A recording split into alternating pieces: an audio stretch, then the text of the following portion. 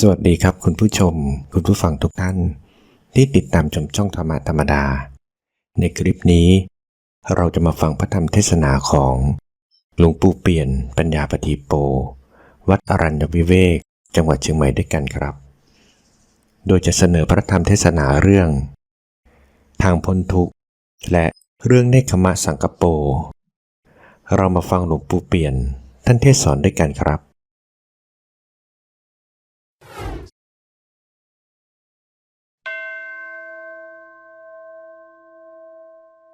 นะโมตัสสะ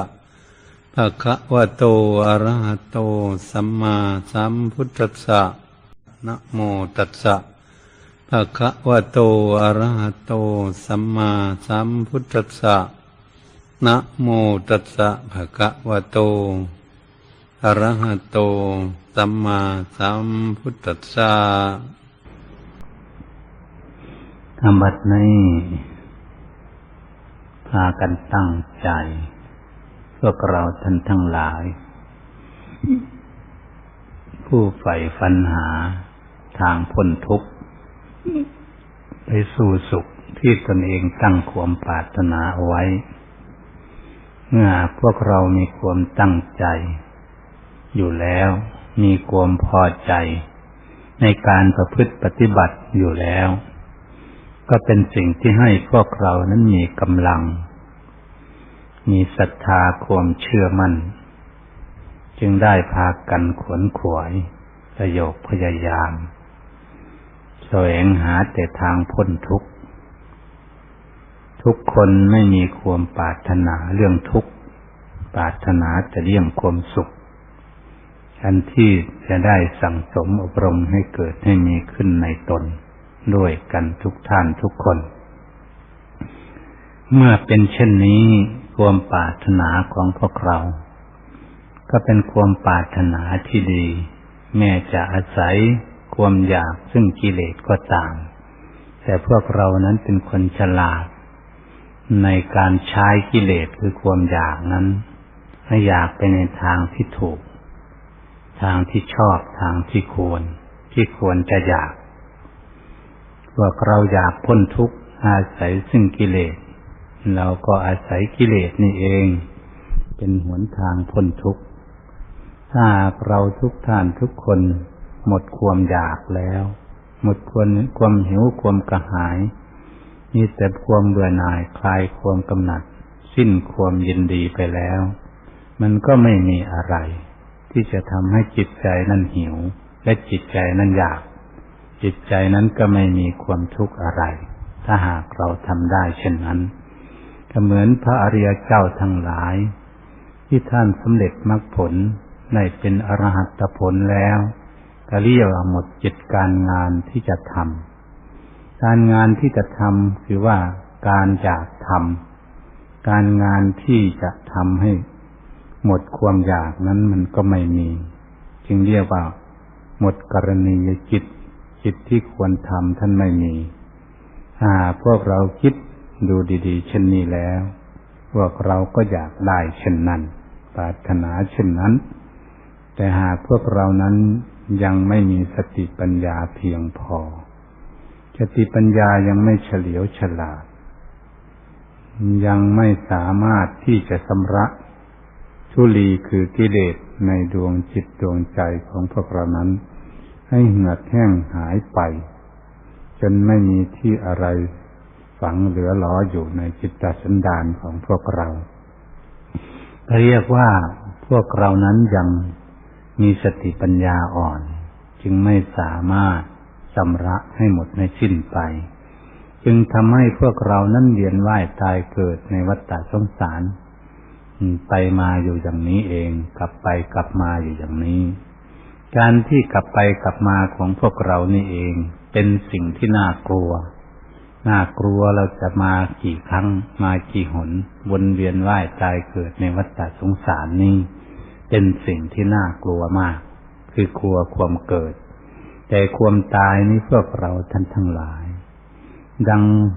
พระภิกษุสงฆ์สามเณรสวดไปเมื่อตะกี้นี้เองเรานี้ไปลี้อยู่ที่ไหนไม่ได้ อย่างไงเกิดขึ้นมาแล้วก็ไม่มีที่จะไปลี้ที่ไหนพระพุทธองค์จึงทรงสั่งสอนไว้สัตว์โลกอยู่ในโลกนี้เหมือนกับก้อนศิลาก้อนหินสองก้อนเข้ามากระทบกันให้ตัวกายของสัตว์โลกนั้นแตกสลายอยู่ตลอดอยู่นั่นเองครับเกิดขึ้นมาแล้วพวกเราท่านทั้งหลายเราไม่มีที่จะต่อสู้กับเขาด้วยอาวุธปืนระเบิดจรวดอะไรจะไปต่อสู้กับพญามัจจุราชหากเราเกิดขึ้นมาแล้วเราไม่มีดาบไม่มีกำลังพลังอะไรที่จะไปตีต่อสู้กับเขาเรานี่หมดกำลังหมดที่จะสู้ถ้าเกิดขึ้นมาแล้วไม่มีทางสู้คำว่าไม่มีทางสู้กับไม่มีทางที่จะไม่ให้ตายนั่นเองมันต้องตายแน่นอนไปเกิดแล้วมันก็ต้องตายสิ่งเหล่านี้เองเราไม่มีทางสู้แล้วมีเงินมีทองทรัพย์สมบัติมากมายแค่ไหนหลายร้อยหลายพันหลายหมื่นหลายแสนล้านโกฏก็ตามมันซื้อเอาไม่ได้ซื้อเอาไม่ให้ตายไม่ได้สิ่งเหล่านี้เองมันสิ่งที่น่ากลัวเพราะเอาอะไรแลกมันไม่ได้ ถ้าหากเราเห็นเช่นนี้เองชีวิตของเรายังมีอยู่ยังมีลมหายใจเข้าหายใจออกอยู่ควรแล้วที่พวกเราเป็นคนไม่ประมาทมองใต้แลขวาแสวงหาแต่ทางพ้นทุกข์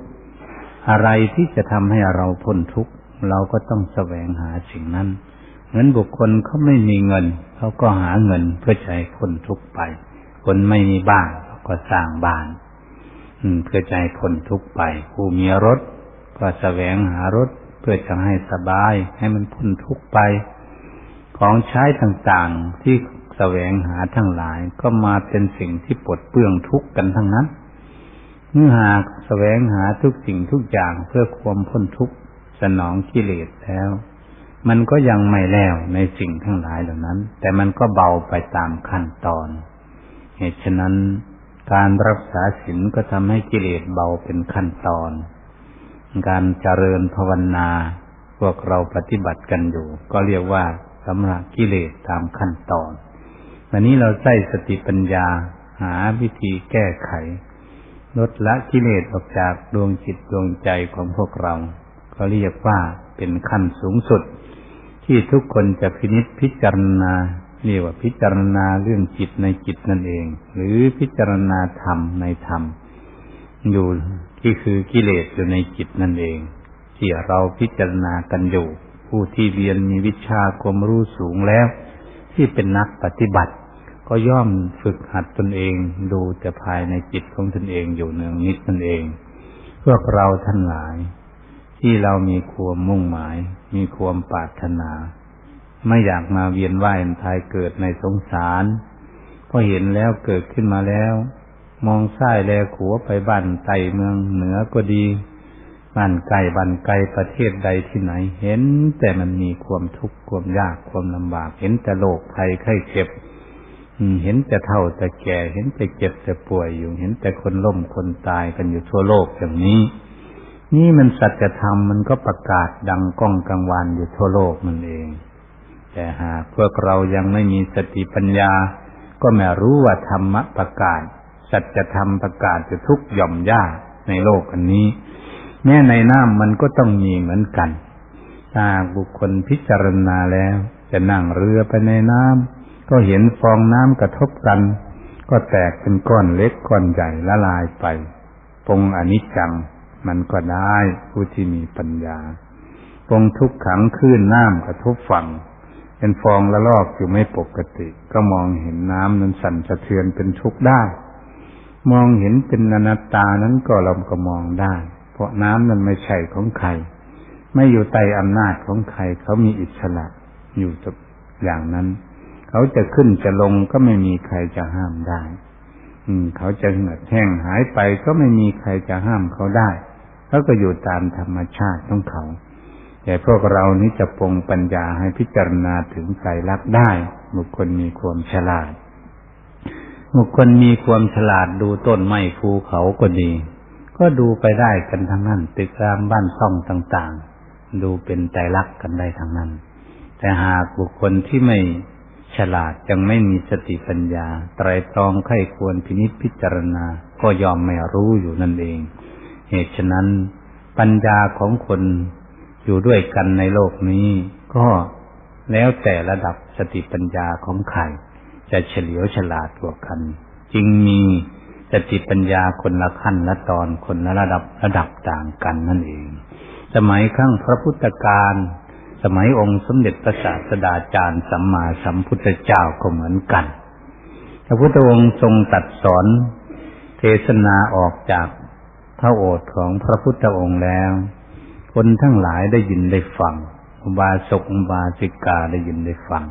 พระภิกขุโนภิกขุณีได้ยินได้ฟังก็สามารถที่จะล่วงรู้เห็นสัจธรรมตามคำสอนของพระพุทธเจ้าบางบุคคลก็เป็นเช่นนั้นธรรมดาสมัยปัจจุบันนี้ก็เหมือนกันคนที่เข้าวัดเข้าวัดฟังธรรมจำศีลเป็นผู้เฉลียวฉลาดก็มีพระภิกษุสามเณรก็เหมือนกันบางท่านบางองค์ก็เฉลียวฉลาดว่องไวเข้าใจได้รวดเร็วก็ปลงลงไปได้ใจก็สบายเกิดขึ้นสมัยครั้งพุทธกาลก็เหมือนกันเช่นนั้นระดับของสติปัญญาของคนก็เป็นแต่ละระดับพระพุทธองค์จึงทรงสั่งสอนไว้ว่าระดับของชีวิตของคนและสติปัญญานั้นเหมือนดอกบัว4เหล่าก็เรียกว่าจัดเป็น4ระดับนั่นเองระดับที่จะไม่รู้อะไรเลยทีเดียวแม่พระพุทธองค์ตรัสเทศนาให้ฟังเขาก็ไม่เข้าใจสักคำสักอย่างสมัยครั้งพุทธกาลก็มีเหมือนกันพระพุทธองค์ตรัสเทศนาแนะนำสั่งสอนแล้วสั่งสอนเล่า9 ครั้ง10 ครั้ง20 ครั้งก็ดีก็พอรู้บ้างไม่รู้บ้างอันสติปัญญามันยังมืดมนอนทการก็เป็นเช่นนั้นพวกเราก็มาพิจารณาดูพระพุทธองค์เทศนาแนะนำสั่งสอน5 ครั้ง6 ครั้งอาจจะบรรลุธรรมบางท่านบางองค์ภิกขุโนภิกขุณีก็ดีอุบาสกอุบาสิกาก็เหมือนกันบรรลุพระโสดาบันกันมากมายกายกองถ้าเราคิดดูแล้วอันสติปัญญาของคนนั้นมันมีหลายระดับเช่นนี้เมื่อเรามองเห็นเช่นนี้เองเราก็ไม่ต้องควรหวั่นไหวไม่ต้องควรอ่อนแอท้อแท้ไม่ต้องวุ่นวายอะไรมีความกังวลอะไรเพราะต้องดูสติปัญญาของตนเองอยู่ระดับไหนสามารถที่จะล่วงรู้และเข้าใจในธรรมคำสอนของพระพุทธเจ้าเพียงใดก็เป็นเรื่องของตนเองที่จะวินิจฉัยที่จะประพฤติปฏิบัติที่จะมีความภาคความเพียรประโยชน์พยายามให้สติปัญญาของเราแก่กล้าสิ่งที่มันไม่มีนั่นเองเดี๋ยวนี้ถ้าหากเราไม่มีสมาธิเราก็ต้องแสวงหาฝึกฝนอบรมจิตใจเพื่อจะให้จิตใจของเราสงบระงับเป็นสมาธิถ้าจิตใจของเรามีสมาธิบ้างแล้วแต่ยังไม่หนักแน่นเราก็ต้องแสวงหาให้มันหนักแน่นมั่นคงเมื่อสมาธิของตนเองหนักแน่นมั่นคงดีแล้วอยู่ในอารมณ์หนึ่งอารมณ์เดียวเราจึงได้พิจารณาดูจิตใจของเราการดูจิตใจนี้เป็นงานที่ละเอียดสุขุมคัมภีรภาพมากเพราะผู้ดูคือสติปัญญาผู้จิตก็คือความคิดจะพิจารณาดูกิเลสภายในจิตของตนจึงเป็นงานที่ละเอียดละออสุขุมมากถ้าหาก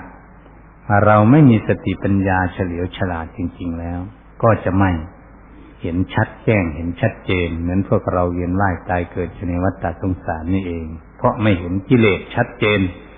เราก็ละกิเลสไม่ได้ฉันใดก็ดีเปรียบเทียบเหมือนไฟฉายฉายเข้าไปในที่มืดถ้าหากฐานไฟฉายของเรามันมีกำลังน้อยมันก็ฉายเข้าไปพอเห็นขมุกขมัวเท่านั้นมันไม่เห็นชัดถ้าฐานไฟฉายของเราเพิ่มเข้าไปอีกแสงมันกล้าขึ้นมาเราก็มองเข้าไปในที่มืดนั้นส่องเข้าไปในที่มืดมันก็เห็นชัดขึ้นถ้าหากพวกเรานั้นมีกำลังและซื้อฐานมามากขึ้นฐานก็ใหม่มีกำลังเพียงพอก็สามารถฉายเข้าไปในที่มืดก็จะมองเห็นสิ่งต่างๆอยู่ในที่นั่นชัดเจนเกิดขึ้นหายสงสัยในที่มืดนั่นว่ามีอะไรอยู่ในที่นั้น ก็หายสงสัยชั้นใดก็ดีสติปัญญาของพวกเราก็เหมือนกันแล้วแต่ขั้นแต่ละดับแต่ละท่านและองค์พระภิกษุสามเณรก็ดีอุบาสกอุบาสิกาท่านสาธุชนทั้งหลายเป็นนักปฏิบัติก็ดีก็อาศัยสติปัญญากันทั้งนั้นที่จะได้พากันสอดส่องมองเข้าไปดูหน้าตากิเลสให้เห็นชัดเจนหรือมองดูสัจธรรมทั้งหลายตั้งอยู่ในโลกนี้ก็ดีว่าของประจำโลกมีอยู่แล้วตั้งแต่เรายังไม่เกิดก็มีอยู่แล้วธรรมะตั้งแต่พระพุทธองค์ยังไม่มาตรัสรู้อนุตตรสัมมาสัมโพธิญาณยังไม่รู้แต่ธรรมะมันก็มีอยู่แล้วเพราะอะไรมันจึงมีอยู่เพราะยังมีปู่ย่าตายายที่เกิดขึ้นมามีความโกรธความเกลียดความเครียดแค้นกันอยู่ความรักความชังกันมันมีมาอยู่แล้วสิ่งเหล่านี้เองมันมีอยู่ประจำโลกดินน้ำลมไฟทั้งหลายอยู่ในโลกนี้ลมมันก็พัดอยู่ในโลกมันก็มีอยู่น้ำทะเลหลวงมันก็มีอยู่ไฟเขาก่อผิงกันอยู่หรือไฟแสงพระอาทิตย์มันก็มีอยู่ดินน้ำลมไฟมันมีอยู่อย่างนี้จะทำอย่างไรพื้นที่ดินมันก็มีอยู่อย่างนี้เห็นไหมพวกเราคิดดูสิพื้นที่ดินก็ขนไปที่นั่นที่นี่ขนไปถมที่นั่นที่นี่บ้างขนไปทำกระเบื้องมุงหลังคาบ้างให้ปั้นทำก้อนอิฐอันนั้นอันนี้สารพัดก็จะเอาไปเผาแล้วจะเอาไปใช้ทั้งไหนใช้อยู่ในพื้นโลกอันนี้แหละเคลื่อนย้ายไปจังหวัดนั้นจังหวัดนี้ประเทศโน้นประเทศนี้เห็นไหมเขาขนของต่างๆไปโหเรามาคิดดูแล้วการเคลื่อนย้ายและการขนของเปลี่ยนแปลงกันไปอยู่ตลอดในโลกนี้ก็ไม่รู้จะเอาไปมีไหนกันเอาไปถึงไหนนี่หากพวกเราคิดดูแล้วดูคิดพวกมืดมนอนทการชายแดนประเทศนั่นประเทศนี้ก็ยังแบ่งกันไม่ได้ทำไมเขาแบ่งไม่ได้เขาแยกแผ่นดินว่าตรงนั้นตรงนี้จะแบ่งปันกันเขายังแบ่งไม่ได้เพราะความหวงแหนเพราะความรักสงวนในสิ่งที่ของเขาหวงแหนอยู่ในพื้นดินแท้ที่จริงพื้นดินมันก็เป็นของประจำโลกอยู่เฉยๆนะมันมาหลงกันเท่านั้นเองมันน่าจะแบ่งกันได้ถ้ามีธรรมะแบ่งกันง่ายๆอีกเสียด้วยให้เหมาะสมเสียด้วยเพราะสิ่งเหล่านี้ไม่มีใครเอาไปในโลกนี้แผ่นดินนี้ไม่มีใครเอาไปใครจะขูดแบกหามไปที่ไหนไม่มีใครเอาไปทำไมเขาไม่คิดอย่างนี้ขึ้นมาบ้างทางบ้านเมืองก็ดีประเทศใดก็ดีทำไมเขาไม่คิดเป็นธรรมะขึ้นมาอย่างนี้เขาจึงแย่งแผ่นดินกันจึงลบราฆ่าฟันกันมืดมนอนทการหนาไปด้วยกิเลสเป็นอย่างนี้เป็นตามธรรมชาติของคนที่ขาดสติปัญญาไตรตรองธรรมะธรรมโมคำสอนของพุทธเจ้าไม่เข้าใจก็เรียกว่ายังมืดมนอนทการนั่นอยู่ไม่สามารถที่จะรู้ใจเขาใจเราเอามาอยู่ด้วยกันได้ใจของคนอื่นกับใจเรานั้นจะเป็นยังไงเนี่ยว่าคนหันหน้าเข้ากันไม่ได้ไม่เห็นอกเขาอกเรานั่นเองมันจึงเกิดเรื่องขึ้นมาอย่างนี้เรื่องของกิเลสพวกเราท่านทั้งหลายเรื่องของกิเลสนี่มันเป็นของที่ยืดยาวและเป็นของที่เหนียวแน่นของสาปทาที่เหนียวแน่นสาปทาที่ไหนกิเลสสาปทาที่จิตใจของพวกเราเหมือนกับผ้าขาวกับสีดำสีดำนี้กลัวผ้าของเราจะสกปรกเราได้สีดำนั้นถ้าหากเราพิจารณาดูแล้วผ้าหากมันขาวอยู่แต่ว่าเราพิจารณาดูแล้วว่าความฝุ่นละอองสกปรกนิดๆหน่อยๆมันมาแปดเปื้อนมาเกาะอยู่ในผ้าขาวๆที่เราพาดไว้เก็บไว้นั้นตาของเราไม่ดีก็มองไม่เห็นว่ามันสกปรกอะไรเมื่อมันสะสมทุกวันไปทุกวันไปมันก็สกปรกมากขึ้น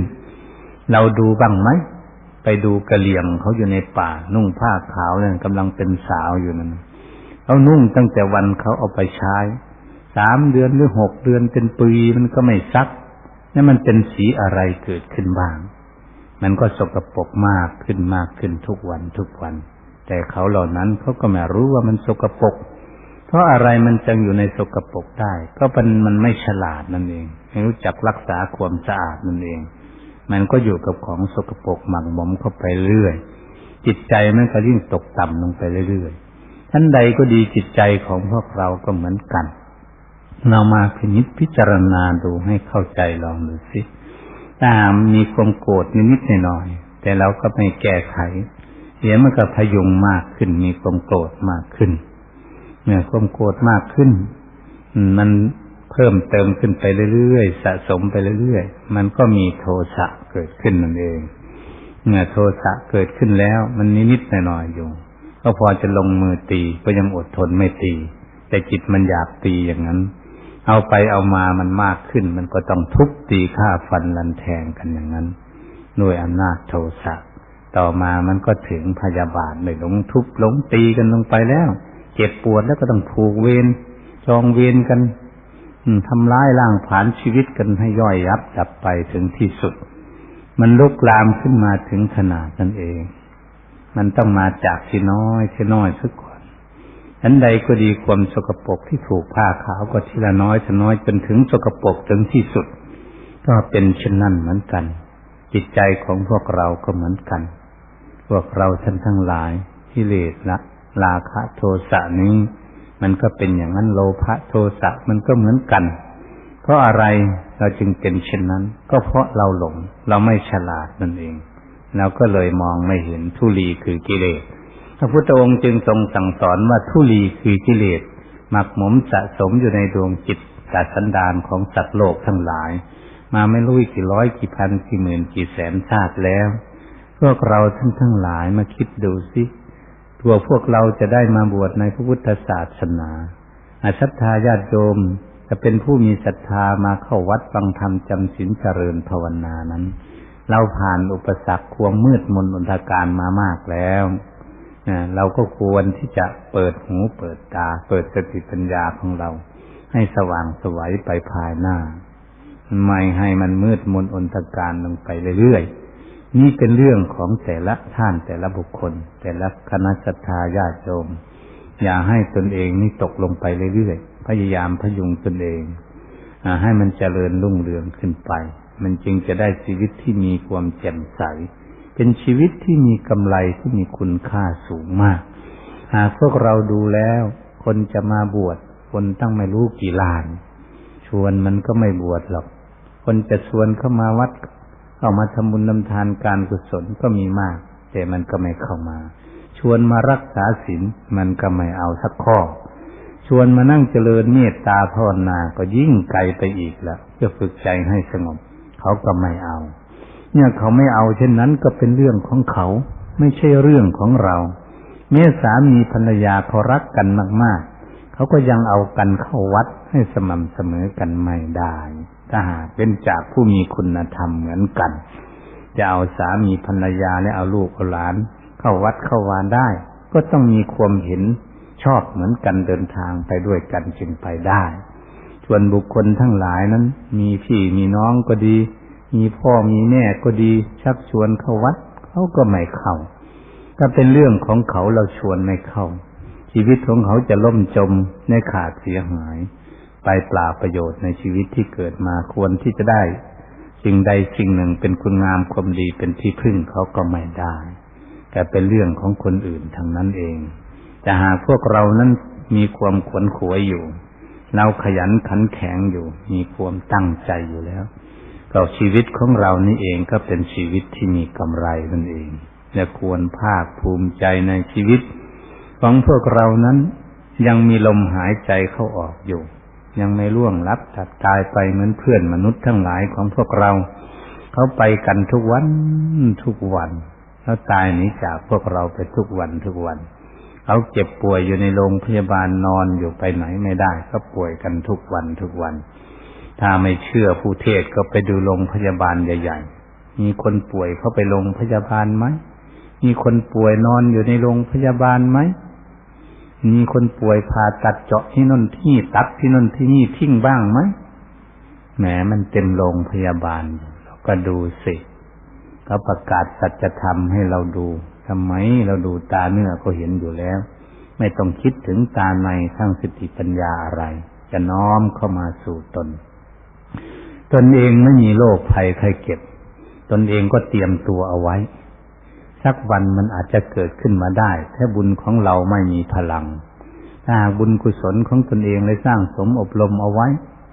ไม่มีโรคภัยไข้เจ็บกันทั้งเฒ่าถึงแก่นั้นก็เรียกว่าบุญกุศลคุณงามความดีที่สร้างสมอบรมเอาไว้แต่ชาติอดีตมาชาตินี้ก็อำนวยความสะดวกพวกให้อยู่ได้จนถึงเฒ่าถึงแก่ได้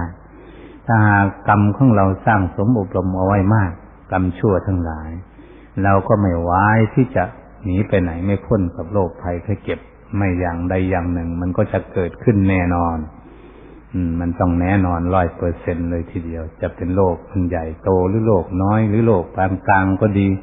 โรคจะขึ้นมาในจุดไหนโรคภัยไข้เจ็บเพราะรูปร่างกายมันเป็นรังของโรคเป็นบ่อเกิดของโรคภัยไข้เจ็บอยู่ดีๆแล้วก็คือเป็นบ่อเกิดแห่งกองทุกข์นั่นเองรูปร่างกายถ้าเราพูดอย่างง่ายๆถ้ามันเป็นเช่นนี้มันก็ประกาศสัจธรรมให้เราฟังเราไม่ได้มาฟังเทศกับอาจารย์แต่มันก็ฟังอยู่บ้านฟังอยู่ตามถนนหนทางแล้วก็เป็นโน่นแล้วก็เป็นนี่แล้วก็เรื่องนั้นแล้วก็เรื่องนี้แล้วดูสิเรานั่งรถนั่งเรือไปที่ไหนก็ดูสิดูไปตามถนนหนทางดูไปเรื่อยๆเรื่อยๆมันก็เกิดสติปัญญารู้ว่าโลกนี้เขาอยู่กันอย่างนี้แล้วก็ดูเห็นคนกินเหล้าเมายาเห็นคนทุบคนตีกันเห็นคนถกคนเถียงกันเห็นคนโกรธคนเกลียดกันทั้งหลายเหล่านั้นมันก็มีแต่ธรรมะทั้งนั้นเองมีแต่ธรรมะเห็นอะไรแตกหักพังไม่เที่ยงทั้งหลายมันก็มีแต่ธรรมะเห็นความวุ่นวายสับสนของคนอยู่ในโลกวุ่นวายมันก็มีแต่ความทุกข์นั่นเองเห็นคนมากๆเท่าไหร่แล้วก็ปรงลงที่พิจารณาว่าเราเกิดมาอะไรมาวุ่นวายและมีความทุกข์อะไรใครก็อยากเกิดมาทำไมเกิดมาแล้วก็มาวุ่นวายก็มาบ่นตั้งแต่ทุกข์อย่างนี้นี่เราควรที่จะน้อมสิ่งเหล่านี้มาเปรียบเทียบหรือประเทียบร่างกายของพวกเราเหมือนองค์สมเด็จพระสัมมาสัมพุทธเจ้าทรงตรัสเทศนาในมหาสติปัฏฐานสูตรผู้ยังไม่มีสติปัญญานั้นไม่ฉลาดควรที่จะยกเอาตัวของบุคคลอื่นที่เป็นโรคภัยไข้เจ็บก็ดีหรือมีเฒ่าเป็นแก่และมีความทุกข์ก็ดีน้อมเข้ามาประเทียบกายของตนว่าตนก็คงจะเป็นไปอย่างนั้นเหมือนอย่างเขาไม่วันใดวันหนึ่งก็ทำให้เกิดสติปัญญาขึ้นรู้ว่ามันเป็นอย่างนี้มันเฒ่ามันแก่มันเจ็บมันป่วยอย่างนี้มันก็รู้ขึ้นมาได้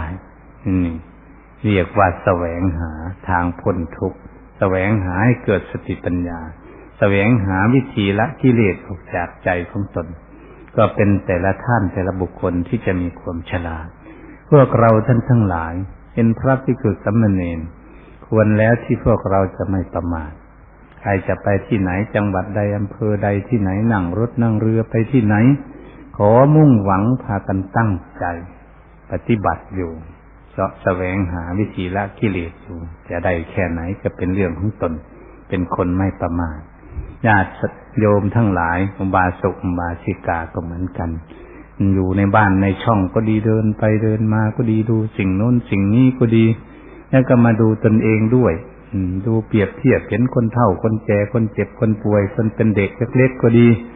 เราก็เอามาเปรียบเทียบตนเองอยู่เรื่อยๆดูว่ารูปร่างกายของเรานี่แต่ก่อนมันก็เล็กมันใหญ่ขึ้นมามันก็เฒ่ากับแก่อย่างนี้มันเป็นไปตามสภาวะตามความเป็นจริงมันอย่างนี้เรานี่ไม่มีความสามารถที่จะสกัดกั้นและบังคับเขาได้น่าจะเกิดปัญญาขึ้นว่ามันบังคับไม่ได้จริงๆเราจะไปบังคับคนอื่นได้ยังไงแต่ตนเองก็ยังบังคับไม่ได้เมื่อมองเข้ามาตรงนี้มันก็เห็นว่าเหมือนกับเราอยู่คนเดียวเราปฏิบัติคนเดียวแต่ที่จริงกายสามัคคีเราก็อยู่ด้วยกันทำอะไรต่างๆเป็นจิตที่ควรทำกับซึ่งกันและกันอยู่ก็ทำแต่บัดนี้การงานของตนเองที่จะได้พิจารณาถึงสัจธรรมนั้นเป็นงานหน้าเดียวเป็นงานของตนเองโดยเฉพาะไม่ใช่งานของบุคคลอื่นนี่พวกเราเป็นนักปฏิบัติก็ขอให้ทุกท่านพิจารณาในเรื่องอย่างนี้หาวิธีแก้ไขเรื่องวิธีปลดเปลื้องกิเลสออกจากดวงใจเพราะทุกคนต้องการพ้นทุกข์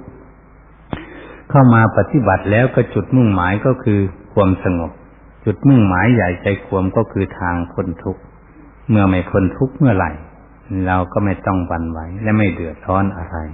อย่าไปทำใจร้อนเกินไปปฏิบัติ ค่อยๆทำค่อยๆพิจารณาค่อยๆสังเกตไปเรื่อยๆมันก็จะเกิดปัญญาขึ้นมาเรื่อยๆสังเกตดูจิตคิดมันก็จะรู้จักเรื่องจิตคิดสังเกตดูภายนอกพิจารณาสั่งสอนจิตของตนให้ยอมรับความจริงมันก็จะยอมรับไม่ไปไหนมันยอมรับแน่นอนมันยอมรับแน่นอนสิ่งนั้นมันก็จะเข้าใจได้แน่นอนเกิดขึ้นนี่แหละพวกเราท่านทั้งหลายการปฏิบัติฝึกหัดอบรมจิตใจของตนหาวิธีชำระละล้างกิเลสมันไม่หมดเมื่อไรมันไม่สิ้นเมื่อไรมันยังมีงานทำอยู่เมื่อไรเราก็ต้องปฏิบัติไปอยู่เมื่อนั้นเพราะเรายังไม่พากันพ้นจากกองทุกข์ทั้งปวงไปในที่สุดแห่งกองทุกข์ตามองค์สมเด็จพระสัมมาสัมพุทธเจ้าและพระอริยสงฆ์สาวกทั้งหลายที่ท่านรู้แจ้งเห็นจริงแล้วท่านก็หลุดพ้นไปท่านก็ปฏิบัติบำเพ็ญมาทุกภพทุกชาติไปเรื่อยๆนั่นเองเมื่อเรานึกขึ้นมาเช่นนี้ก็ยังมีจิตใจอบอุ่นอยู่บ้างว่าเราได้ทำความดีเราก็ต้องมีสติปัญญามีกำไรในชีวิตที่เกิดมาได้ทำความดีเช่นนี้ก็ขอให้ทุกท่านจงพาความการปลื้มปิติยินดีในชีวิตยังมีลมหายใจเข้าออกอยู่จะได้มุ่งหน้าสร้างความดีญาติโยมศรัทธาทั้งหลายก็เหมือนกันตนเองยังมีลมหายใจเข้าออกอยู่ก็รีบขวนขวยว่าตนเองได้สร้างความดีอะไรไว้ทำใจให้มีความสุขว่ามีที่พึ่งชีวิตมีกำไรแน่ได้สร้างความดีเช่นนี้ไม่เสียเปล่าประโยชน์ที่ได้เกิดขึ้นมาเป็นมนุษย์ยังได้เพิ่มพูนบารมีของตนเมื่อทุกคนทุกท่านคิดเห็นเช่นนี้คงจะมีปีติยินดีในชีวิตของตนที่จะสร้างคุณงามความดีให้เจริญรุ่งเรืองขึ้นไปเหตุฉะนั้นการบรรยายธรรม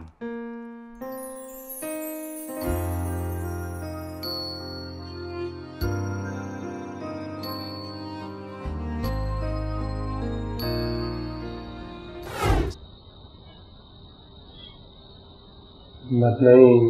พากันตั้งใจฟังพระธรรมเทศนาให้พากันตั้งใจฟังไปตามกระแสธรรมเพื่อจะได้นำไปคิดไปอ่านไปศึกษาไปหาหนทางเดินวิถีชีวิตของพวกเราธรรมะนี่ธรรมะสังกัปโปองค์สมเด็จพระสัมมาสัมพุทธเจ้าทรงสั่งสอนไว้ในองค์มรรค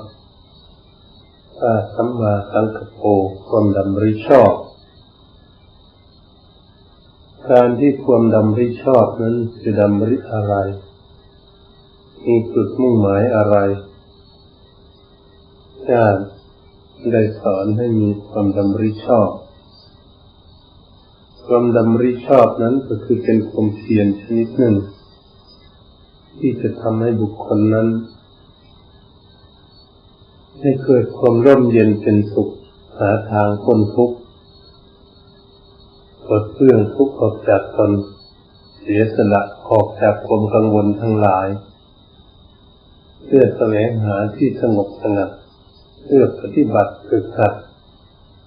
จัดแต่งแก้ไขทั้งกายวาจาใจของตนเพื่อจะให้สำเร็จผล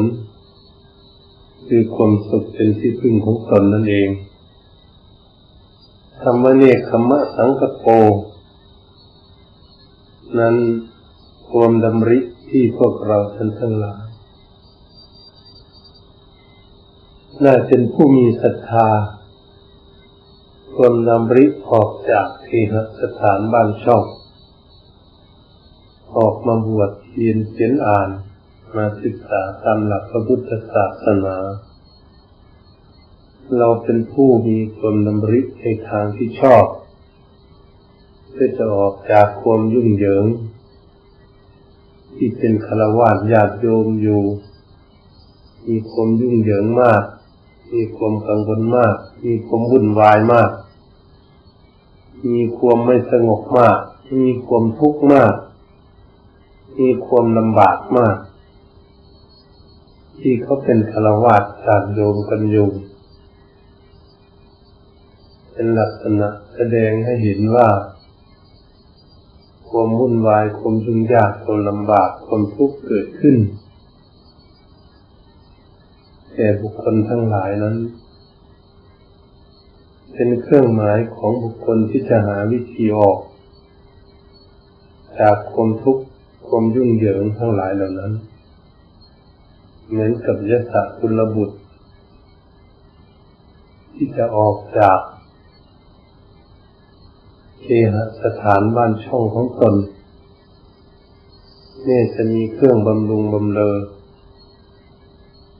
ก็ดีพร้อมไปหมดมีทั้งโภคาทรัพย์สมบัติมากมายก็ดีผู้ที่หาวิธีออกนั้นเพื่อจะเสียสละละสิ่งความวุ่นวายทั้งหลายเหล่านั้นที่ตนเองได้ประสบการณ์ประสบพบเห็นทำให้เกิดความทุกข์เป็นสิ่งที่ไม่มีความสงบสุขจึงเรียกว่าที่นี่วุ่นวายที่นี่ขัดข้องที่นี่ไม่สงบที่นี่มีแต่ความทุกข์เป็นของความมาจากความวุ่นวายทั้งหลายพวกเราทั้งหลายเป็นนักปฏิบัติเพื่อออกมาเนกขัมมะเรียกว่ามาบวชเพื่อแสวงหาหลีกทางนำลิออกจากความวุ่นวายจากความทุกข์ความเดือดร้อนทั้งหลายเหล่านั้นเหมือนได้ศาสตร์คุณบุตรพวกเรานั้นก็ควรที่จะพิจารณาเพื่อจะให้เข้าใจว่าความทุกข์ทั้งหลายเหล่านั้นเกิดขึ้นมาโดยเฉพาะตนเองเป็นผู้มีคุกคีเป็นตนเองเป็นผู้มั่วสุมอยู่คุกเข้าอยู่กับสิ่งทั้งหลายเหล่านั้นได้พากันแสวงหาออกเหมือนเขาเป็นฆราวาสญาติโยมเขายุ่งเหยิงอยู่ในปัจจุบันนี้ก็ดีและอนาคตข้างหน้ามันก็จะยุ่งเหยิงไปด้วยไม่มีสิ้นสุดลงได้อดีตที่ผ่านมาก็เหมือนกันมันก็มีอยู่ทุกสมัยทั้งอดีตอนาคตทั้งปัจจุบันนี้ก็มีอยู่ความวุ่นวายความไม่สงบอยู่ทั่วโลกเดี๋ยวนี้วกเข้ามาหาพวกเราที่จิตใจยังไม่สงบเป็นสมาธิก็ยังมีความวุ่นวายอยู่มีความทุกข์อยู่เพราะจิตใจมีความวุ่นวายจิตใจไม่สงบถ้าจิตใจของพวกเรามีกิเลสก็เป็นธรรมดาที่เรายังไม่ได้ศึกษาจะได้หาวิธีลดละเสียสละละปล่อยวางกิเลสออกจากดวงใจของตนกิเลสมันก็มักหมมทับถมเหยียบกับจิตใจของพวกเราให้เกิดความทุกข์พวกเราก็พยายามที่จะหาเนกขัมมะออกหาที่สงบสงัดจึงได้เสียสละออกมาบวชในบวรพุทธศาสนาเสียสละเรื่องของฆราวาสเครื่องเดินทั้งหลายเสียสละละทิ้งไปให้ฆราวาสเขาตัวมองลุ่มหลงอยู่เป็นธรรมดาเรื่องของเขาพวกเราเป็นผู้หาความสงบแล้วก็ได้พากันตั้งใจละพี่ละน้องละพ่อละแม่ละสามีภรรยาละลูกละหลานละญาติวงศ์ตระกูลทั้งหลายเสียสละออกมาบวชในพระพุทธศาสนาออกจากพวกฆราวาสทั้งหลายเหล่านั้นเราก็พากันมาบวชเมื่อมาบวชก็เรียกว่าเนกขัมมะเมื่อมาบวชมีความตั้งใจจะแสวงหาทางพ้นทุกข์ซึ่งผูกกับลักษณะคนมาบวชถ้าเรามาบวชเล่นบวชลองเฉยๆบวชครองประเพณีเฉยๆนั้นก็ไม่ดีเราต้องบวชหาวิธีหนีจากวัฏสงสารคือข้อหมายของการนักบวชที่แท้จริงคือเรียกว่าบวชหนีสงสารสังสารวัฏความเวียนว่ายตายเกิดที่ไม่มีที่สิ้นสุด ทำให้สัตว์โลกทั้งหลายมีความทุกข์อยู่ตลอดเกิดชาติใดภพใดก็ย่อมทุกข์อยู่อย่างเดิมไม่มีความสุขอะไรมีรูปร่างกายเกิดขึ้นมาแล้วย่อมตกอยู่ในไตรลักษณ์มีไม่เที่ยงเป็นทุกข์เป็นอนัตตาเป็นเครื่องรับรองประกันของชีวิตที่คนเกิดมาด้วยกันทุกชาติทุกศาสนาทุกภาษาอยู่ในโลกนี้ย่อมเป็นเหมือนกันหมดถ้าได้เกิดขึ้นมาแล้วแต่รู้ก็ตามไม่รู้ก็ตามแต่สภาวะสังขารร่างกายนั้นไม่เกิดมาแล้วย่อมแน่นอนตกอยู่ในไตรลักษณ์อย่างแน่นอนไม่มีใครจะฝืนไปได้แค่แต่คนเดียวเกิดขึ้นมาในโลกนี้อันนี้องค์สมเด็จพระผู้มีพระภาคเจ้าพระพุทธองค์ทรงสอนเราไว้อยากให้พวกเรานั้นศึกษาเรียนรู้ดูให้เข้าใจให้ชัดเจนว่าเราเกิดขึ้นมาทุกคนนี่เป็นอย่างนั้นบ้างไหมเราเกิดขึ้นมาเห็นคนเกิดแก่เก็บตายบ้างไหมใครเป็นใหญ่มาถึงขนาดนี้เราก็ไปสวดศพผีศพคนตายอยู่บ่อยๆถ้าเราไม่มีสติปัญญาเราก็ไม่พิจารณาถึงความตายของเขาเราก็ยังไม่มีสติปัญญาคนเกิดคนตายกันอยู่ทุกวันเผากันอยู่ทุกวันเกิดอยู่ทุกวันเกิดมาก็ทุกวันแล้วก็ตายไปทุกวันท่านอยู่อย่างนี้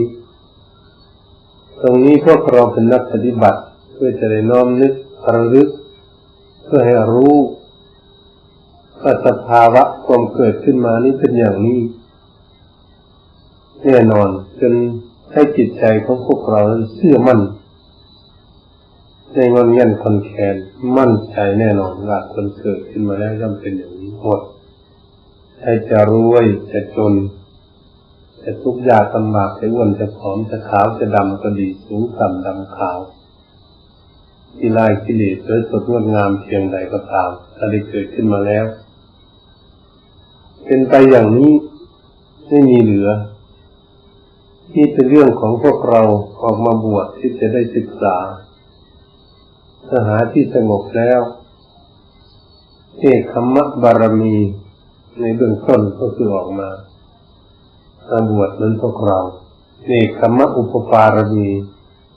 บวชแล้วมีความตั้งใจประพฤติปฏิบัติ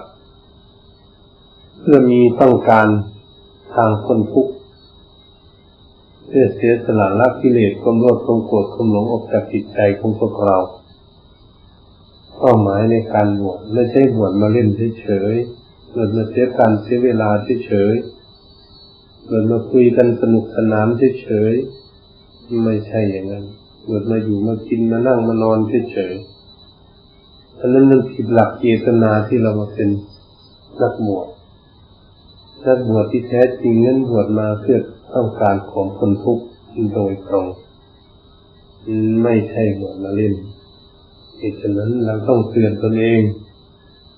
อย่าให้ครูบาอาจารย์ได้เตือนยากลำบากพูดหลายครั้งหลายคราวเฉยๆเราต้องเดินจงกรมเราต้องนั่งภาวนาเราต้องไหว้พระสวดมนต์และต้องแผ่เมตตาการยืนเดินนั่งนอนนั้นต้องการปฏิบัติตลอดอย่าปล่อยปละละเลยให้เสียการเสียเวลาไปเปล่าแต่วันหนึ่งต้องให้ในเดินจงกรมให้ในนั่งภาวนาให้ในไหว้พระสวดมนต์ให้ในระลึกถึงความตายระลึกตรวจตาดูชีวิตถ้าความเป็นอยู่ของสังขารร่างกายเขาจะอยู่ไปได้กี่วันกี่คืนกี่เดือนเราเกิดมาเราเพื่อให้เชื่อมั่นว่าเกิดเราต้องตายถ้าเราจะตายเราจะเอาอะไรเป็นที่พึ่งเราจะไปเล่นอยู่เฉยๆให้ตั้งจิตตั้งใจปฏิบัติเราไม่มีที่พึ่งไม่มีคุณงามความดีจิตใจของเราไม่มีความสงบเป็นสมาธิจิตใจของเรายังวุ่นวายอยู่มันก็จะเสียเปรียบมาบวชเฉยๆต้องพยายามที่จะฝึกฝนอบรมใจให้สงบให้ได้แล้วระหว่างเราบวชอยู่ 2 เดือน 3 เดือนก็ดี 4 เดือน 5 เดือนก็ดี เป็นปีก็ตามแต่เราต้องพยายามที่จะทำให้จิตใจสงบให้ได้ด้วยการบังคับตนเองนั่งสมาธิวันหนึ่งเอาเวลาเท่าไหร่บ้างเดินจงกรมได้เวลาเท่าไหร่วันนี้เราได้อะไรเราเล่นเฉยๆนี่เราได้เดินจงกรมไหมเราได้นั่งสมาธิไหมเราได้พิจารณาสังขารไหมเราได้อบรมจิตใจของตัวเองบ้างไหมต้องมองดูหากำไรอย่าให้มันขาดทุนในชีวิตเป็นผู้ปลุกตนเองให้ตื่นอยู่อย่าให้เป็นคนแต่ง่วงเหงาซบเซาพากันตั้งจิตตั้งใจอย่างนั้นเรียกว่าเนกขมมะแล้วออกมาบวชแค่ต้นใบมีความตั้งใจมีศรัทธาเต็มเปี่ยมเมื่อมีศรัทธาแล้วก็ต้องมีวิริยะมีความเพียรเอาตามสติกำลังของตนแต่ต้องฝืนหน่อยอย่าเอาตามกิเลสนั่งได้นิดๆแต่หน่อยก็จะเลิกเดินหน่อยนิดแต่หน่อยก็จะเลิกยืนเดินนั่งนอนทำสมาธิได้แต่การเดินของพวกเราฝนตกหรือมีถนนที่เดินไม่สะดวกเราก็เอาทั้งนั่งทั้งยืนทั้งนอนต้องปฏิบัติฝึกหัดคือทุกเวลาเล่นจากนอนหลับจึงจะเป็นคนที่มีความเพียรที่แท้จริงในการปฏิบัติเพื่อต้องการพ้นทุกข์ถ้าเราเล่นๆอยู่เฉยถ้าทำให้เสียการเสียเวลาเฉยแล้วก็จะบวชมาเสียเปล่าประโยชน์เลยมันจะไม่ได้อะไรติดตัวไปทำให้ติดตัวไปคือจิตใจของพวกเราไปมีคุณงามความดีเป็นที่พึ่งตนเองนี่เป็นเรื่องที่พวกเราจะพากันศึกษาและพิจารณาน้อมเข้ามาสู่ตนและตนเองได้อะไรเราออกมาบวชแล้วเราบวชมีความประสงค์จะพ้นทุกข์อยู่แล้วถ้าเราไม่ทำใครจะทำให้เราถ้าเราไม่แก้ไขไม่ปรับปรุงพัฒนาตนเองก็ใครจะทำให้เราเราไม่เดินจงกรมใครจะเดินให้เราไม่นั่งสมาธิใครจะนั่งให้ยืนเดินนั่งนอนของเราไม่ปฏิบัติใครจะปฏิบัติให้ต้องเตือนตนเองอย่างนั้นต้องปฏิบัติด้วยตนเองลงมือปฏิบัติด้วยตนเองต้องมีฉันทะความพอใจมีวิริยะมีความเพียรมีจิตตาเอาใจฝักใฝ่เราบวชมาแล้วต้องมีจิตใจฝักใฝ่ว่าเราบวชมาเพื่อแสวงหาความสงบสุขเตือนตนเองบ่อยๆเราบวชมาเพื่อต้องการพ้นทุกข์นะไม่ใช่มาเล่นนะต้องเตือนตนเองอยู่บ่อยๆอย่างนั้นต้องการให้จิตใจสงบต้องการมีคุณธรรมอยู่ในจิตใจให้ใจมีธรรมะที่ควรต้องการของพวกเราที่เป็นนักบวชไม่ใช่บวชมาเล่นมีคนตั้งจิตตั้งใจด้วยกันท่านทุกองค์เราตามสติกำลังปัญญาของตนจะไปคิดไปโน้นจะคิดไปนี้จะคิดจะไปเที่ยวโน้นจะคิดไปเที่ยวนี้แต่ยานี้เราต้องมาปักหลักทำความเพียรโดยตรงไม่ต้องคิดถึงวัดไหนคิดบ้านใดเมืองใดที่ไหนไม่ต้องไปคิดกับมันอย่าไปยุ่งกับมันถ้าจะลบลาฆ่าฟันกันอยู่ที่ประเทศไหนตายเท่าไหร่ก็ช่างหัวมันเป็นเรื่องของเขาแต่อย่าไปคิดยุ่งกับมันอย่าไปทำให้มันเสียการเสียเวลาอ่านหนังสือก็พยายามอ่านธรรมะธรรมโมอย่าไปอ่านแต่หนังสือพิมพ์เล่นให้เสียเวลาเปล่าประโยชน์เรื่องโลกมันอยู่แค่นั้นแหละแล้วมันก็ไม่ได้คุณค่าอะไรเท่าไหร่เสียเวลาไปให้เราจะได้กำหนดตรวจตาดูจิตใจดูตรวจตาดูการปฏิบัติของตนที่จะได้รับผลรับประโยชน์นั้นดีมากกว่าที่เราจะได้เสียเวลาอย่าไปอ่านหนังสือการ์ตูนหนังสือนิทานนั่นนี่อย่าไปอ่านเราต้องอ่านธรรมะเพื่อใจน้อมธรรมะเราประพฤติปฏิบัติฝึกหัดดัดแปลงแก้ไขตนเองพัฒนาตนเองให้ทันสมัยที่มีเหตุมีผลเพื่อจะได้ที่พึ่งของตนที่จึงจะสมกับเรามาบวช ถ้าเราฝึกฝนอบรมตนให้จิตใจสงบเป็นสมาธิเกิดมีปัญญาขึ้นรู้ว่าโอ้คนเราเกิดขึ้นมานี่ทุกข์หมดในโลกเลยอยู่ที่ไหนขอให้ได้เกิดขึ้นมาแล้วมันเป็นทุกข์หมดแล้วได้อยู่มีความสุขมันมีความทุกข์อย่างนี้พระพุทธเจ้าจึงอยากให้หาวิธีพ้นทุกข์อยากให้แสวงหาหนทางพ้นทุกข์เป็นยังสร้างทางมาให้มีมรรคแต่ศีลสมาธิปัญญาเป็นไตรลักษณ์ไตรสิกขาศีลสมาธิปัญญาเป็นไตรสิกขาแล้วสิกขาบทศีลสมาธิปัญญามีการตั้งใจรักษาศีลสุดความสามารถของตนในการตั้งใจฝึกฝนอบรมจิตใจให้สงบเป็นสมาธิอย่างมีสมาธิแล้วจะได้มีปัญญาจริงๆว่าศีลสมาธิปัญญาเป็นเครื่องตัดสินเป็นเครื่องหาวิธีสำรอกกิเลสออกจากจิตใจของพวกเราถ้าเราไม่มีสติปัญญาแล้วเราจะเอาอะไรเราเอาอะไรแก้ความทุกข์ความเดือดร้อนเกิดขึ้นแก่ตนได้ยิ่งสร้างสรรค์ให้มีสติปัญญาศาสตร์อย่างนี้เป็นหนทางเลยของนักปฏิบัติถ้าฝึกหัดดัดแปลงแก้ไขตนเองหาทางพ้นทุกข์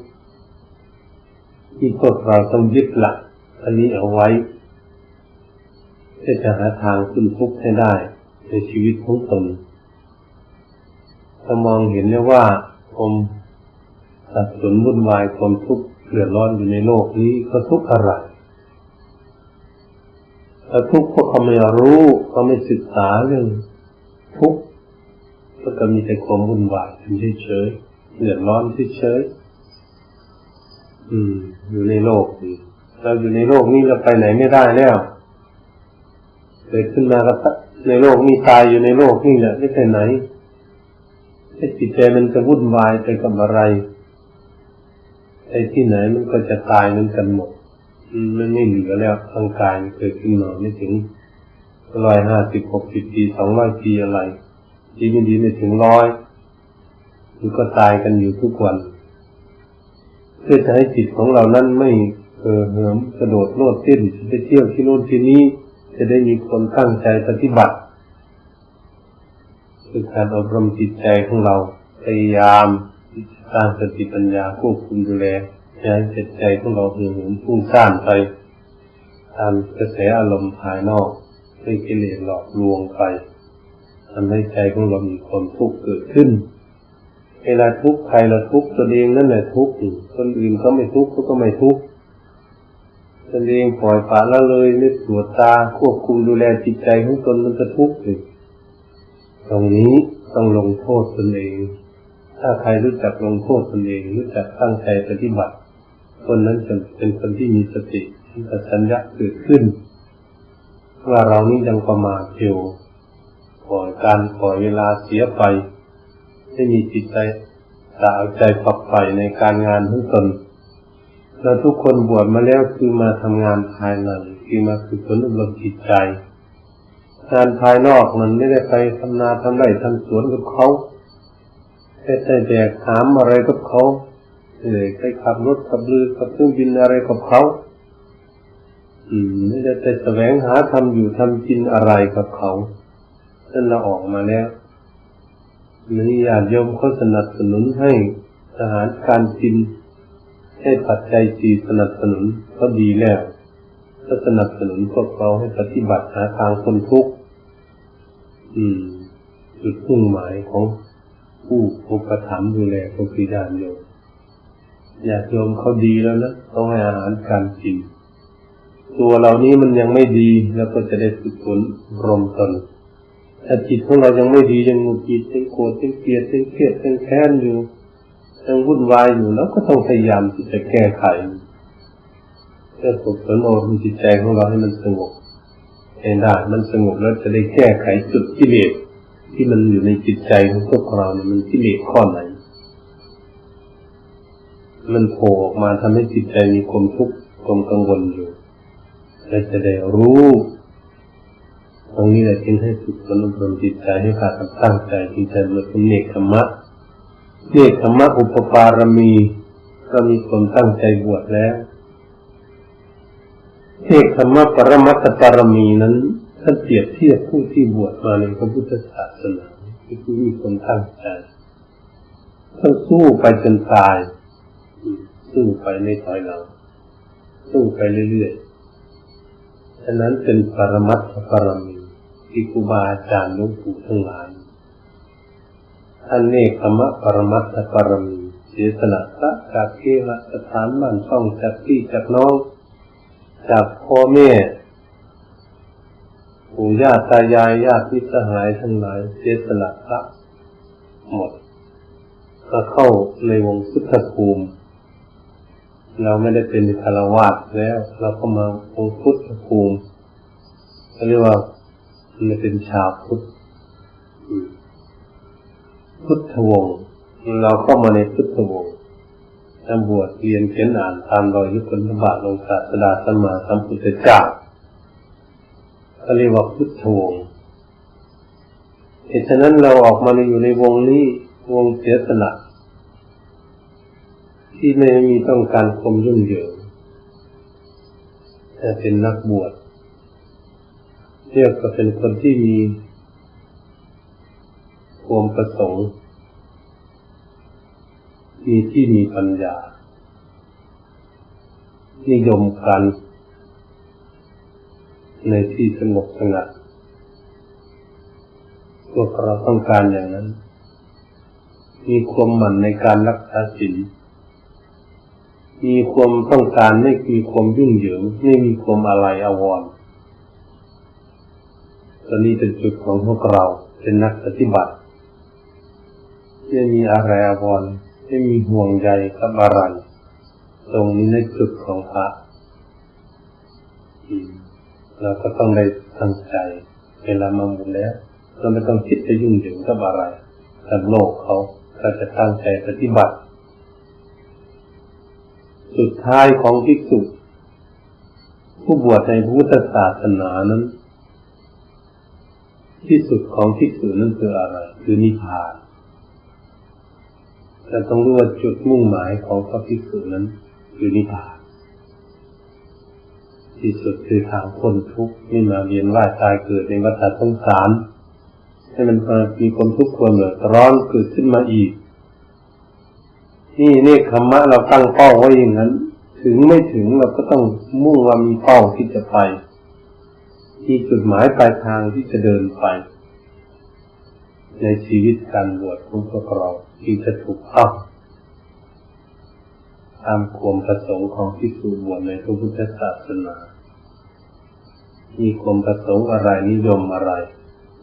ต้องมันในอะไรต้องการในอะไรที่สุดของภิกษุ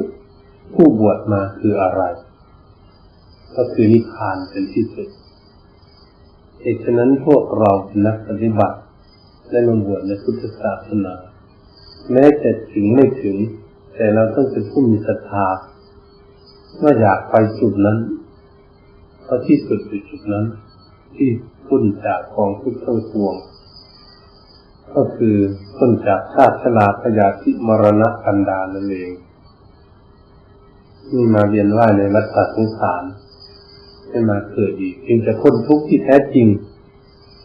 ตราบใดที่พวกเรายังไม่พ้นทุกข์เรามาเวียนว่ายตายเกิดในวัฏสงสารอยู่เราก็ต้องทุกข์อีกอยู่แน่นอน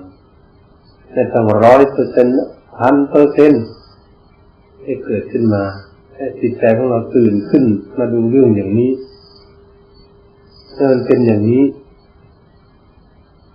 บวชมาเพื่อหล่อเพื่อหลอมเพื่อซ่อมเพื่อสร้างเพื่อขัดเกลากิเลสเพื่อเสียสละความชั่วทั้งหลายออกจากตนเพื่อให้ตนเองบริสุทธิ์ในพระพุทธศาสนานี้พวกเราทั้งหลายหัวใจพุทธศาสนาคือพยายามที่จะทำจิตใจของตนให้ผ่องแผ้วให้ขาวสะอาดให้บริสุทธิ์เป็นคำสอนของพระพุทธเจ้าทุกพระองค์ที่ท่านบำเพ็ญท่านปฏิบัติท่านจึงบริสุทธิ์พ้นทุกข์ไปแต่พระอริยสงฆ์สาวกทั้งหลาย ท่านกำจัดกิเลสให้หมดสิ้นจากดวงใจท่านก็ต้องพ้นทุกข์ไปเหมือนกันเป็นก็เป็นคนเหมือนกันกับพวกเรานี่แหละมีแข้งมีขามีหูมีตามีรูปร่างกายมีขันธ์ห้าเหมือนกับพวกเรานี่แหละทำไมท่านจึงพ้นทุกข์ได้ถ้าเคารพกราบไหว้บูชาแล้วพากันสวดสรรเสริญพระพุทธพระธรรมพระสงฆ์อริยสงสาวกท่านจะมีความสามารถสร้างสติปัญญาของท่านเข้าตรวจตาดูกิเลสในหัวใจของตนเองจนพ้นทุกข์ได้ท่านจะเป็นตัวมันอย่างพวกเราแต่พวกเรานี้ไม่ต้องใจอ่อนไม่น้อยใจอะไรแล้วที่ยังไม่มีสติปัญญาสามารถละความโลภความโกรธความหลงให้หมดจากดวงใจของตนมันยังตกมันยังข้างมันยังเหลืออยู่มันเราจึงมาเกิดอย่างนี้ถ้าต้องมองเห็นหน้าเบื่อหน่ายในชีวิตที่มันมาเกิดเพราะเรายังไม่พ้นทุกข์ที่ตรงนี้แหละท่านให้เบื่อหน่ายอย่างนี้ถ้าใช่เบื่อหน่ายด้วยความโกรธหงุดหงิดโกรธเกลียดแค้นเบื่อหน่ายสิ่งนู้นสิ่งนี้มันหงุดหงิดโกรธเกลียดแค้นอันนั้นมันเบื่อหน่ายเป็นกิเลสเบื่อหน่ายเป็นผู้มีสติปัญญาต้องรู้แจ้งเห็นจริงชัดเจนในสิ่งนั้นเกิดขึ้นและตั้งอยู่และดับไปตามสภาวะธรรมชาติของมันอยู่ตามปกติของมันเป็นอย่างนี้ฉะนั้นกับพวกเราเบื่อหน่ายในชาติเกิดของพวกเรานี่เบื่อหน่ายในสิ่งที่ถูกต้องถ้าเกิดขึ้นมาแล้วมันเป็นทุกข์อย่างนี้มันบอกไม่ฟังอย่างนี้ร่างกายจนตายไปอย่างนี้เป็นอย่างนี้น่าเบื่อหน่ายที่พวกเราท่านทั้งหลายจะได้พิจารณากันจะให้เข้าใจถ้าเราเข้าใจแน่นอนเมื่อไหร่เราจะเห็นธรรมโอ้พุทธเจ้าท่านสอนถ้าภิกษุสงฆ์สมณเณรภิกษุณีโนภิกษุณีสมัยข้างพุทธกาลอุบาสกอุบาสิกาพุทธบริษัททั้งหลายพระพุทธองค์ทรงสอนชี้ลงไปในนี่แหละชี้ลงไปในที่ไหนคือสอนทุกข์สมุทัยนิโรธมรรคพระพุทธองค์ทรงสอนทุกข์ก่อนถ้าบุคคลใดเห็นทุกข์เกิดขึ้นมาเนี่ยบุคคลนั้นย่อมไม่อยากเกิดอีกเพราะมันจะเป็นทุกข์อีกที่อยากให้มันเห็นอย่างนี้ให้เราจะอยู่ด้วยกันในโลกนี้ก็ตามแต่มันจะเห็นทุกข์อยู่ตลอดทุกข์ที่เห็นทุกข์ก็อยากหนีทุกข์ถ้าไม่เห็นทุกข์มันก็ไม่อยากหนีต้องเห็นทุกข์จริงอยากหนีมันพวกออกมาบวชนี่แหละมันวุ่นวายเป็นฆราวาสมันไม่สงบมันเป็นทุกข์แล้วจึงหนีออกจากฆราวาสมาบวชหาที่สงบแต่ตรงนี้เมื่อบวชออกมาแล้วเราจะอยู่เฉยๆไม่ได้แล้วก็ต้องค้นคว้าอีกคือฝนอบรมจิตใจให้สงบอีกตรงนี้พวกเราจะพึ่งพากันปฏิบัติแต่ทุกข์เกิดขึ้นมาจากที่ไหนเกิดจากสมุทัยทุกข์กับสมุทัยก็คือกิเลสตัณหานั่นเองทำให้เกิดทุกข์เพราะเรารับไม่หมดในสิ้นในชาติที่แล้วให้หมดจากดวงใจของพวกเราก็มาเกิดอีกก็มาทุกข์อีกอย่างนี้เมื่อเป็นอย่างนี้เราก็ต้องพยายามจะมีความเพียรมันทุกข์แล้วทุกข์เพราะสมุทัยคือกิเลสวิธีดับทุกข์ของพวกเราก็คือการปฏิบัติจะทำกันอยู่นี่แหละฟังเทศน์ฟังธรรมนั่งสมาธิกันอยู่นี่ที่ก็เรียกว่าหาทางพ้นทุกข์ก็คือปฏิบัติมีความภาคความเพียรพยายามวิธีแก้ไขไม่ปล่อยปละละเลยให้ลดละในการปฏิบัติของตนต้องสู้ต้องปฏิบัติของดีมันต้องทำจริงมันจึงจะเห็นของจริงทำเล่นมันก็ไม่เห็นของจริงทำเล่นมันก็ไม่แล้วอะไรทุกอย่างทำจริงมันจึงจะเห็นของจริงปฏิบัติจริงมันจึงจะสงบจิตใจเมื่อสงบแล้วก็ต้องปฏิบัติดูจริงดูกิเลสจึงจะเห็นกิเลสจึงจะเห็นทุกข์ได้ที่เป็นว่าทำจริงย่อมเห็นของจริงทำเล่นก็ไม่เห็นของจริงแล้วก็ถามตนเองว่าตนเองทำเล่นหรือทำจริงก็ต้องถามตนเองอยู่ตลอดว่าเดี๋ยวนี้เรามาบวชแล้วเรามาทำเล่นหรือทำจริงปฏิบัติเล่นหรือปฏิบัติจริงเตือนเจ้าของบ่อย ไม่ใช่มาเล่นนะเดี๋ยวนี้มาตั้งใจปฏิบัติสำลักความชั่วออกจากกายวาจาใจของตนเพื่อจะให้ตนเองมีที่พึ่งเพื่อให้ตนเองดีขึ้นกายก็ปฏิบัติดีขึ้นพูดจาปราศัยก็ดีขึ้นคิดอ่านอะไรก็ดีขึ้นสร้างสรรค์ในทางที่กดเครื่องทุกข์ทั้งนั้นนี้ก็จึงจะรู้สึกว่าเราได้กำไรจะแนะนำคุณงามความดีทั้งหลายไปติดตัวตนเองไปเพื่อเรามาบวชในพุทธศาสนาจะบวชได้น้อยก็ดีก็ให้ได้ของดีของดีแม่น้อยมันก็ราคาแพงเหมือนกับเพชรเพชรชนิดเขาหลงกันว่าสีนี้มันมีราคาแพงเหมือนเพชรมันก็มีราคาแพงก็สมมุติขึ้นมาแล้วก็เป็นของที่มีราคาแพงร่างกายของพวกเราก็ดีเราปฏิบัติแม้เราได้น้อยคือผลอารมณ์จิตใจของเราก็ดีแล้วก็ได้น้อยจะได้ของดีในของดีติดตัวไปบวชในพุทธศาสนานี่จะสำลักความชั่วทั้งนั้นสำลักความวุ่นวายทั้งนั้นสำลักความสกปรกทั้งนั้นสกปรกกายสกปรกวาจาสกปรกจิตใจเพื่อสำลักให้มันสะอาดทั้งนั้นเราก็จะได้เห็นว่าเราดีกว่าแต่ก่อนเราไม่ได้บวชไม่รู้เรื่องอะไรไม่รู้เรื่องว่าจุดหมายปลายทางการบวชนี่ไปยังไงมายังไงเมื่อเราได้มาบวชแล้วเราจะมาได้ปฏิบัติพระสวดมนต์ก็ดีต่อสังฆกรรมลงปฏิโมกข์ก็ดีภิกษุสามเณรมีขันติอดทนแค่ไหนต่อร้อนต่อหนาวต่อลิ่นต่อยุงต่อสัตว์เสียดคานทั้งหลายต่อทุกขเวทนาหาคุณงามความดีเป็นอย่างนี้ที่ต้องมีคนลำบาก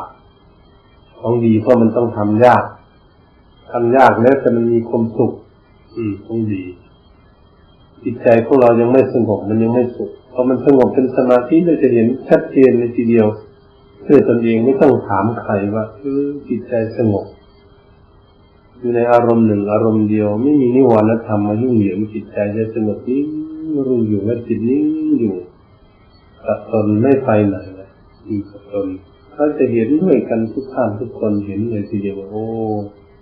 จิตสงบนี้มีความสุขอย่างนี้เองครูบาอาจารย์จึงอยากให้ปฏิบัตินี่ตรงนี้เราต้องพยายามที่สุดที่จะมันสงบให้ได้ถ้าจะได้มีสติปัญญานำความสงบนี้พิจารณาแล้วก็จะได้เห็นมีสติปัญญาแก้ไขกิเลสออกจากดวงใจของตนแก้ที่ใจขึ้นมาก่อนถ้าแก้ได้ที่ใจแล้วปากมันก็ต้องจะแก้ในตัวมันเองร่างกายมันก็จะแก้ในตัวมันเองก็ไปแก้ที่จิตใจกิเลสความโลภโลภะมันอยู่ที่จิตใจความโกรธก็อยู่ที่จิตใจความหลงก็ใจหลงถ้าอยู่ที่นั่นจึงได้คุมที่นั่นเพื่อให้จิตใจของเราฉลาดขึ้นมันรับทุกข์มาแล้วจิตใจเนี่ยรับทุกข์มามากๆแล้วมาแล้วลำพักมาเคยเกิดมามันยอมจิตใจมันยอมรับสารภาพเป็นทุกข์ไหมที่เกิดขึ้นมาอย่างนี้มันเป็นทุกข์อย่างนี้แล้วฉะนั้นก็ขอให้ทุกท่านพากันตั้งใจพยายามใช้สติปัญญาควบคุมดูแลจิตใจให้มีความเพียรยืนเดินนั่งนอนถ้าท่านเดินโยกมนั่งสมาธิเล่นค้นคว้านั่งอยู่เฉยๆก็ดูจิตใจที่ผลลมจิตใจยืนก็ดีไปวินบาตก็ดีไปภาวนาไปครับก็ภาวนามาพัดกวดวัดกวดวาอะไรก็ต้องภาวนาใช้สติปัญญาดูจิตใจเจ้าของอยู่ถ้าเรียกคนมีความเพียรอยู่เนืองนิดทุกอริยบทเป็นสิ่งที่ดีที่สุดเหตุฉะนั้นเราต้องการความสงบในวัดของเราไม่ได้เสียงร้องเสียงดังเสียงคุยกันดังกบเกลื่อนอะไรก็คือความสงบชอบความสงบทุกคนถ้าชอบความสงบเมื่อจิตใจสงบมันก็ยิ่งสุขนี่เราชอบทุกคนอย่างนั้นก็เรียกว่าเราพร้อมเพรียงกันทำสถานที่ให้สงบสิ่งแวดล้อมก็มาทำจิตใจให้สงบตามเข้ามาเราอยู่สงบมันก็เลยมีความสุขเกิดขึ้นถ้าจิตใจของเราสงบมันยิ่งมีความสุขมากกว่าที่สถานที่สงบอีกด้วยที่ตรงนี้เราพยายามค้นคว้าสร้างตรงอบรมปฏิบัติให้จิตใจของพวกเรานั้นให้สงบเป็นสมาธิ จะนั่งนอนใจอย่าไปเล่นให้เสียการเสียเวลาพยายามปฏิบัติเองค้นหวยเข้าไปปฏิบัติเข้าไปเรื่อยๆเตือนตนเองมาปฏิบัติคุณงามความดีนะเดี๋ยวนี้มาสร้างสมอบรมคุณงามความดีนะจะมารับบาปความชั่วนะมาทำความเพียรในคุณงามความดีนะต้องเตือนเจ้าของดีบ่อยๆจะมัวจะหลับจะนอนมากและปฏิบัติไม่ต้องนอนมากนอนวันหนึ่ง3 ชั่วโมงนี่มากอยู่แล้วพออยู่แล้วนอกนั้นกับทางความเพียรของตนเพื่อให้เกิดผลเกิดประโยชน์เกิดขึ้นแก่ตนผลก็จะรับความสุขเกิดขึ้นแก่ตนนี่แหละการเนกธรรมะที่เราออกมาบวชเขาเรียกว่าเนกธรรมะสังฆโปความดำริชอบว่าสัมมาสังกัปโปความดำริชอบนี่ธรรมะสังกัปโปเอาออกมานั่นน่ะเราดำริออกมาจากความวุ่นวายมันทางที่ชอบปัพยายาสังกัปโปก็คือเราไม่คิดพยาบาทอาฆาตจองเวรใครวิหิงสาสังกัปโปไม่คิดจะเบียดเบียนใครจะทำให้คนอื่นเดือดร้อนและสัตว์เดือดร้อนมีแต่ละทั้งนั้นเลยมีแต่เนกธรรมะทั้งนั้นเลยอยู่ในสัมมาสังกัปโปมีแต่ความดำริออกจากความพยาบาทอาฆาตจองเวรเบียดเบียนกันดำริออกนี้ไม่อยากให้มันเกิดขึ้นมีในจิตใจของพวกเราอยู่ตรงนี้จึงจุดหมายปลายทางการบวชในพระพุทธศาสนาของพวกเราให้พากันตั้งจิตตั้งใจเราเนกธรรมะแล้วออกมาแล้วก็เป็นคนตั้งใจเราจึงจะได้รับคุณงามความดีตามความประสงค์ความปรารถนาของพวกเราอยากมาบวชในพระพุทธศาสนาพระพุทธศาสนาคำสอนขององค์สมเด็จพระสัมมาสัมพุทธเจ้าพระพุทธองค์ทรงตรัสไว้ดีแล้วเต็มเปี่ยมสมบูรณ์ที่สุดทุกคนในปฏิบัติได้พ้นทุกข์แน่นอนไม่ต้องสงสัย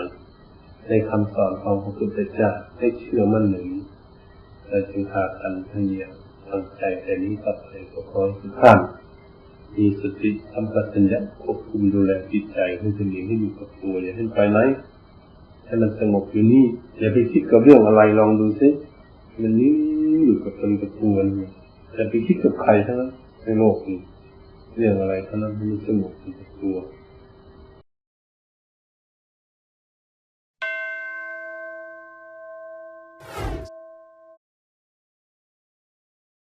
คนเรามีภูมิจิตภูมิธรรมต่างกันบางคนก็ไม่เคยเข้าวัดเลยไม่เคยให้ทานเลยบางคนทำแต่ทานอย่างเดียวแต่ไม่รักษาศีลบางคนก็รักษาศีล 5ไม่ได้บางคนรักษาศีลได้บางข้อบางคนรักษาศีล 5ได้แต่รักษาศีล 8ยังไม่ได้บางคนไม่เจริญสติภาวนาเลยบางคนก็เพิ่งเริ่มบางคนก็เริ่มชำนาญบางคนก็แก่กล้าคนเรามันฝึกปฏิบัติมาไม่เท่ากันเราจะให้ทุกคนรู้เหมือนเราปฏิบัติเหมือนเราเข้าใจทุกอย่างเหมือนเราไม่ได้ถ้าเขาทำไม่ได้เราก็ต้องให้อภัยเขาถ้าเขาทำผิดพลาดไปเมื่อถึงเวลาของเขาวันหนึ่งเขาก็จะรู้ได้เองทำได้เองโอวาทธรรมหลวงปู่เปี่ยนปัญญาปฏิโปขอขอบคุณทุกท่านที่ได้สนับสนุนช่อง YouTube ธรรมะธรรมดาด้วยครับทุกครั้งที่ท่านดูอย่าลืมช่วยกันกดไลค์กดแชร์เพื่อเป็นการทำให้คลิปธรรมะของเราได้มีการเผยแพร่ออกไปมากขึ้นและที่สำคัญอย่าลืมกดติดตามช่องธรรมะธรรมดาด้วยนะครับขออนุโมทนาบุญกับทุกท่านที่ร่วมรับฟังด้วยกันครับสาธุ